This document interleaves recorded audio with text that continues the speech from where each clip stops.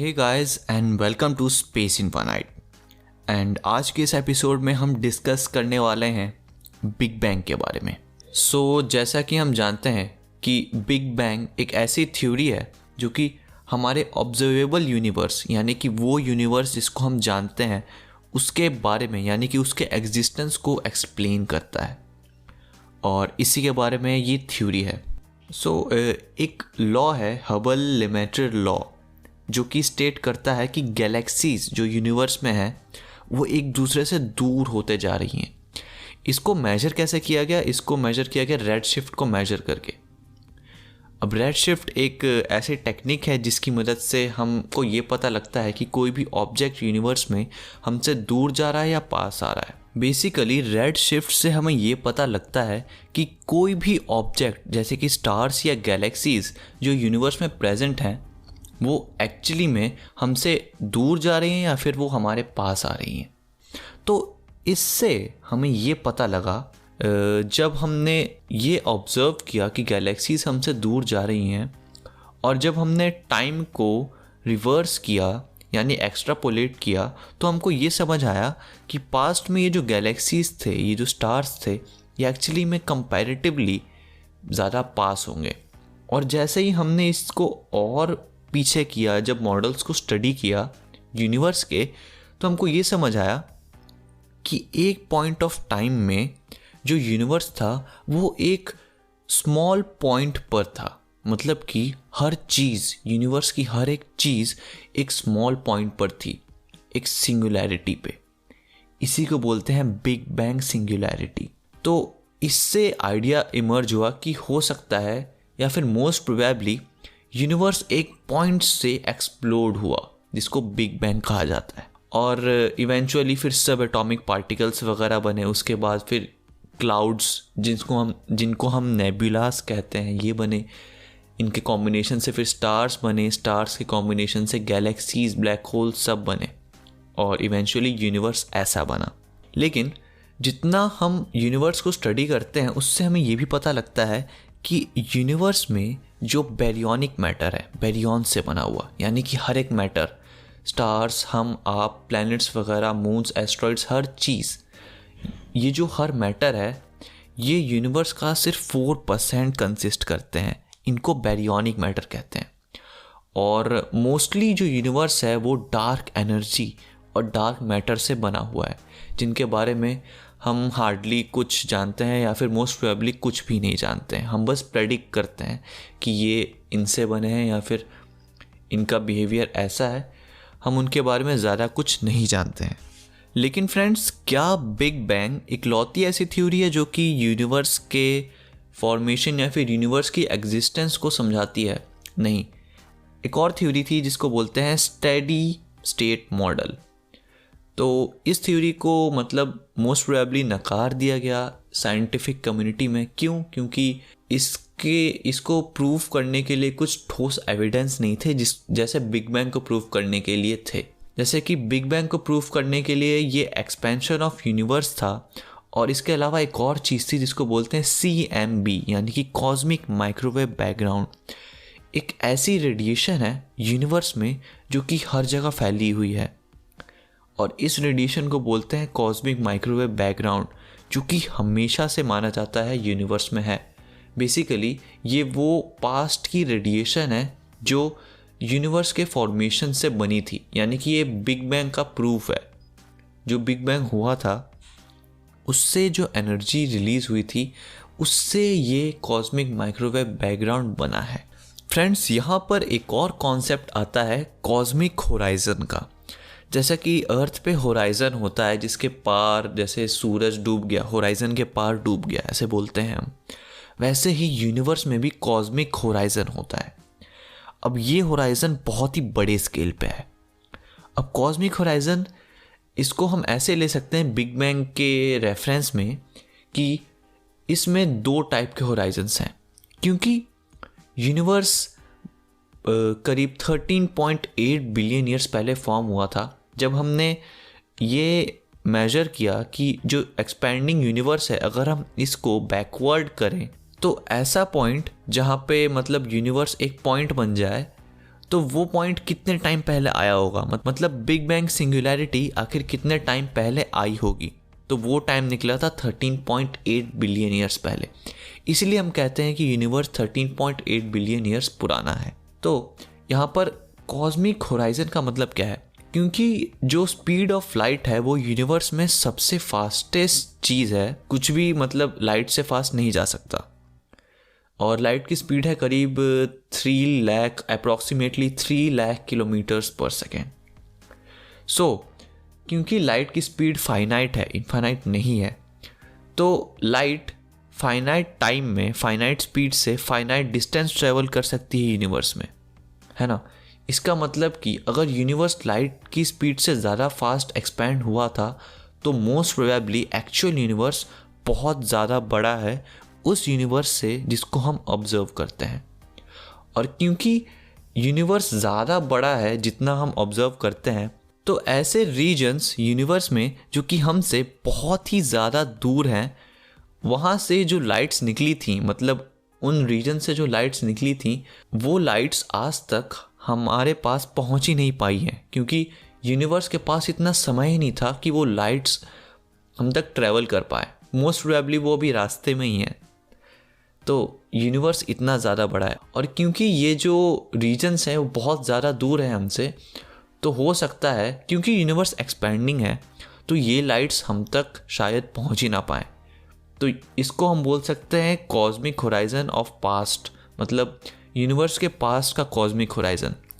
Similarly क्योंकि universe expanding है, तो फॉर एग्जांपल आप मान लो कि हमारा कोई नियर बाय गैलेक्सी है, वो हमसे धीरे धीरे दूर जा रहा है, और ये जो डिस्टेंस है ये कांस्टेंट स्पीड पर नहीं बढ़ रही हमारी गैलेक्सीज के बीच में, ये डिस्टेंस एक्सेलरेटिंग स्पीड के साथ बढ़ रही है। मतलब कि वो गैलेक्सी हमारी गैलेक्सी से दूर जा रही है, लेकिन वो हमसे और फास्ट स्पीड से दूर जा रही है। इसका मतलब कि एक पॉइंट ऐसा आएगा कि वो गैलेक्सी हमारी गैलेक्सी से लाइट की स्पीड से भी ज़्यादा फास्ट स्पीड से दूर जाएगी। और सिमिलरली बाकी जो रीजन्स हैं यूनिवर्स के, वो हमसे ऐसे ही धीरे धीरे और दूर होते जाएंगे। तो एक पॉइंट ऐसा आएगा कि लाइट भी उन गैलेक्सीज तक रीच नहीं कर पाएंगी। तो जो इन्फॉर्मेशन उन गैलेक्सीज या रीजन्स में होगी वो हम तक रीच आउट नहीं कर पाएगी, और इसलिए हम कभी भी उनके बारे में नहीं जान पाएंगे। Sound scary, right? सो यहाँ पे हम एक और चीज़ डिस्कस कर सकते हैं कि हमको लगता है कि बिग बैंग शायद एक्सपेंशन इन स्पेस है, मतलब स्पेस है, रीजन है, वहाँ पे एक्सपेंशन हो रहा है, उसको बिग बैंग कहते हैं। नहीं, बिग बैंग ऐसा नहीं है। एक्चुअल में बिग बैंग खुद स्पेस ही है जो एक्सपैंड हो रहा है। मतलब कि जब बिग बैंग नहीं था तब कुछ भी एग्जिस्ट नहीं करता था, ना ही स्पेस टाइम, ना ही लाइट, ना ही कुछ एनर्जी वगैरह, कुछ नहीं, बस एक सिंगुलर पॉइंट था जिसको most probably big bang singularity कहते हैं, जो कि मैंने आपको स्टार्टिंग में ही बताया था।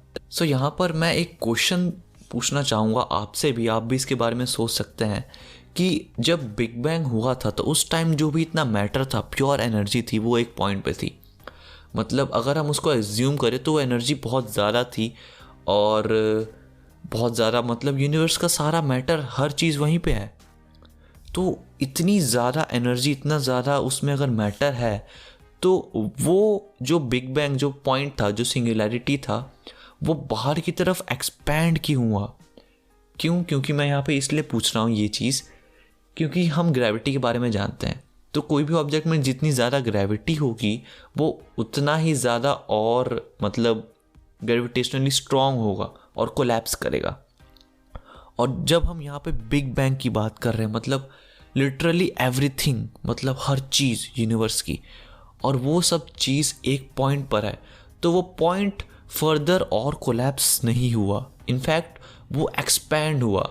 इसका मतलब हो सकता है मोस्ट प्रोबेबली, क्योंकि इसका रीज़न ये है क्योंकि उस पॉइंट पर ग्रेविटी का कोई कॉन्सेप्ट ही नहीं था।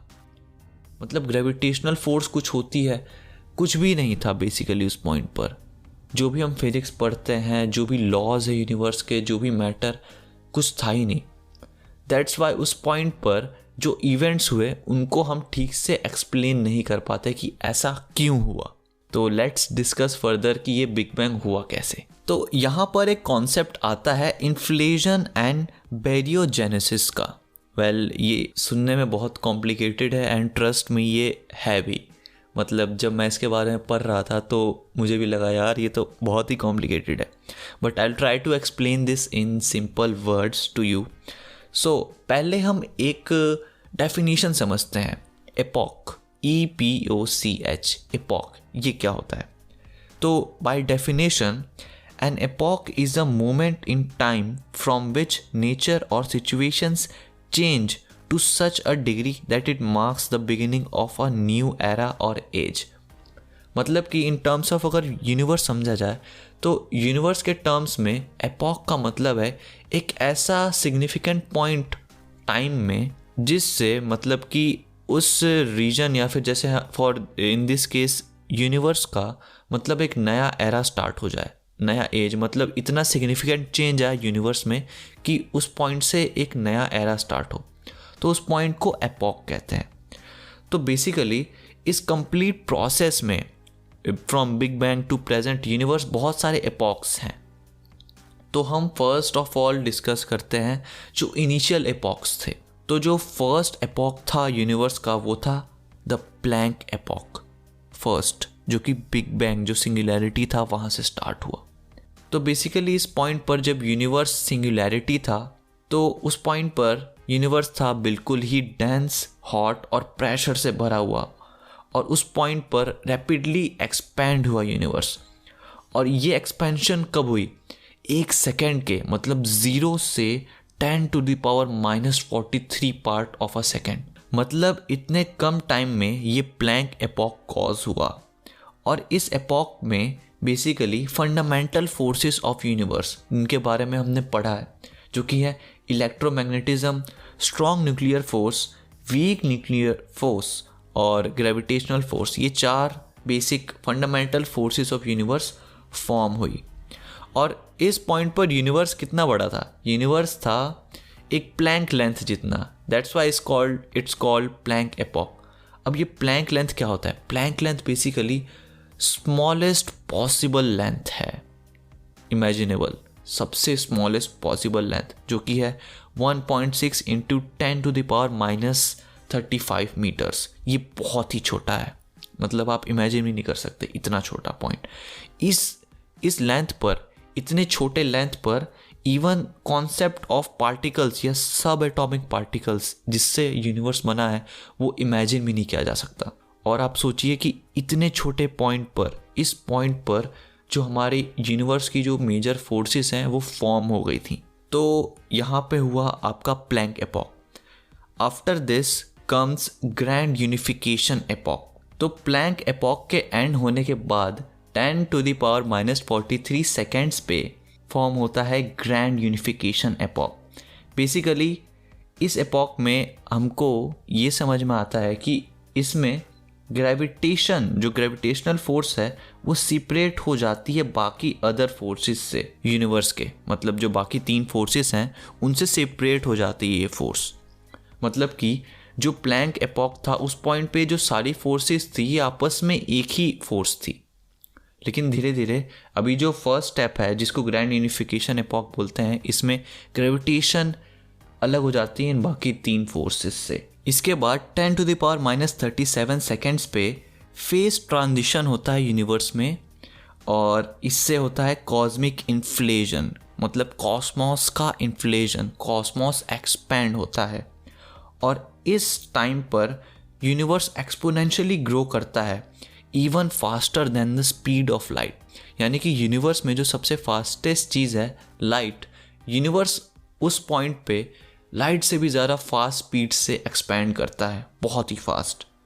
और at 10⁻⁻36 second there is another epoch called electroweak epoch. और इस एपॉक में स्ट्रॉन्ग न्यूक्लियर फोर्स अलग हो जाता है बाकी जो फोर्सेस हैं, जो कि इलेक्ट्रोमैग्नेटिज्म है और इलेक्ट्रोवीक फोर्स है, उनसे अलग हो जाता है। इस पॉइंट पर स्ट्रॉन्ग न्यूक्लियर फोर्स सेपरेट हो जाता है वीक न्यूक्लियर फोर्स और इलेक्ट्रोमैग्नेटिज्म से, और इसके आगे सिर्फ इलेक्ट्रोमैग्नेटिक फोर्स और weak nuclear force unified forces हैं यूनिवर्स में। इन्फ्लेशन करीब 10⁻³ to 10⁻32 second of a second में ख़त्म हो जाता है। मतलब ये जो कॉस्मिक इन्फ्लेशन था यूनिवर्स का वो ख़त्म हो जाता है और फिर एलिमेंट्री पार्टिकल्स स्टार्ट हो जाते हैं फॉर्म होने, और इनके लिए सब एटॉमिक पार्टिकल्स की फॉर्मेशन ज़रूरी है। इनके लिए फिर अलग अलग एपॉक्स होते हैं यूनिवर्स में, जैसे कि आपके quark epoch, hadron epoch, lepton epoch and photon epoch. मतलब अलग अलग सब एटॉमिक पार्टिकल्स अलग अलग रेफरेंस ऑफ टाइम, मतलब वो रीजन ऑफ टाइम में फॉर्म होते हैं यूनिवर्स के इस प्रोसेस में, इन्फ्लेशन के प्रोसेस में। यहाँ पर एक और इम्पॉर्टेंट कॉन्सेप्ट आता है एंटी पार्टिकल्स का। एंटी पार्टिकल्स जैसे कि फॉर एग्जांपल अगर हम हाइड्रोजन का एटम ले तो एक नॉर्मल एटम में, मतलब एक पार्टिकल में, जो उसका न्यूक्लियस होगा वो पॉजिटिव चार्ज का होगा और जो उसके अराउंड इलेक्ट्रॉन है वो नेगेटिव चार्ज का होता है, राइट। लेकिन एक एंटी पार्टिकल में जो सेंटर है वो बेसिकली नेगेटिव रहेगा और जो उसके अराउंड जो रिवॉल्व करता है वो पॉजिटिव रहेगा, मतलब बिल्कुल ही उल्टा। उसको बोलते हैं पॉजिट्रॉन, जो कि रिवॉल्व करता है। मतलब जो पॉजिट्रॉन है वो अपोजिट है ऑफ इलेक्ट्रॉन। ऐसे ही जैसे प्रोटॉन है उसका opposite, I am not sure कि उसका नाम क्या है, लेकिन you get the idea, right. So यहाँ से कॉन्सेप्ट आता है बैरियोजेनेसिस का। बैरियोजेनेसिस में बेसिकली ये पता लगता है कि जब यूनिवर्स फॉर्म हुआ था तब यहाँ पर पार्टिकल्स के अलावा एंटी पार्टिकल्स भी थे, तो हमको एंटी पार्टिकल्स दिखते क्यों नहीं है। तो यही चीज़ एक्सप्लेन करता है बैरियोजेनेसिस कि फंडामेंटल पार्टिकल्स जब फॉर्म हुए थे यूनिवर्स के, तो एंटी पार्टिकल्स यानी कि एंटी मैटर और मैटर के एनहाइलेशन की वजह से इन द एंड थोड़ा सा ज़्यादा जो मैटर था वो एंटी मैटर यानी कि जो एंटी पार्टिकल्स थे उनसे थोड़े से ज़्यादा थे, and that's why anti particles completely ख़त्म हो गए और बचे थोड़े से जो पार्टिकल्स थे, और इवेंचुअली यही पार्टिकल्स ने पूरा यूनिवर्स फॉर्म किया। बेसिकली जब पार्टिकल्स बचे तो बेसिकली उनमें एक्सेस ऑफ क्वार्क और लेप्टॉन्स बच गए थे, जो कि एंटी पार्टिकल्स में नहीं बचे थे। एंटी पार्टिकल्स कंप्लीटली एनहाइलेट हो गए थे, and that's the theory around baryogenesis, जिसके रिजल्ट से प्रीडोमिनेंस हुआ मैटर का over antimatter in present universe. और फ्रेंड्स यहाँ पर 10⁻12 सेकेंड्स पे, मतलब comparatively to the other epochs, 10⁻12 seconds पे जो इलेक्ट्रोमैग्नेटिक फोर्स थी वो न्यूक्लियर फोर्स से अलग हो गई। एंड देन 10⁻6 सेकेंड्स पे जो एपॉक्स थे, जो कि मैं आपको बता रहा था, quark epoch, hadron epoch, lepton epoch, photon epoch, consecutively form हुए। ये एपॉक्स हुए यूनिवर्स में और बेसिकली क्वार्क्स ग्लूऑन्स कंबाइंड होकर फिर ये बैरियॉन्स बने, लाइक जिन्होंने प्रोटॉन्स और न्यूट्रॉन्स फॉर्म किए। एंड आफ्टर दैट ये जो बैरियोजेनेसिस था जिससे मास एनहाइलेशन हुआ एंटी मैटर और मैटर का, वो हुआ।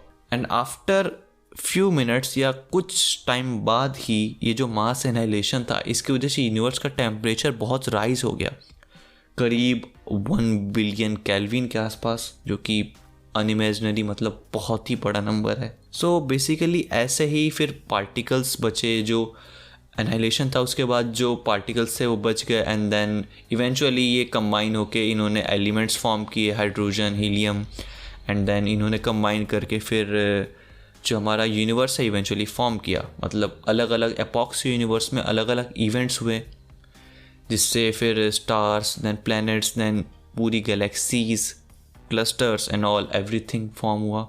And eventually after 13.8 billion years, मतलब the universe is like in this state. So yeah, that's the story around the Big Bang. I hope you liked this episode. So friends, that's it for this episode and I hope कि आपको ये episode पसंद आया होगा. अगर आप इस episode को Spotify पर सुन रहे थे तो make sure to share with your friends, and if you are watching this on YouTube, make sure to give it a thumbs up and subscribe to the channel if you are new to the channel. और मुझे आप comment section में बताइए कि हम और किन topics पर वीडियोस या फिर ऐसे पॉडकास्ट या फिर इन टॉपिक्स को और कैसे इंटरेस्टिंग तरीके से डिस्कस कर सकते हैं. Thanks for watching and stay tuned to Space infinite.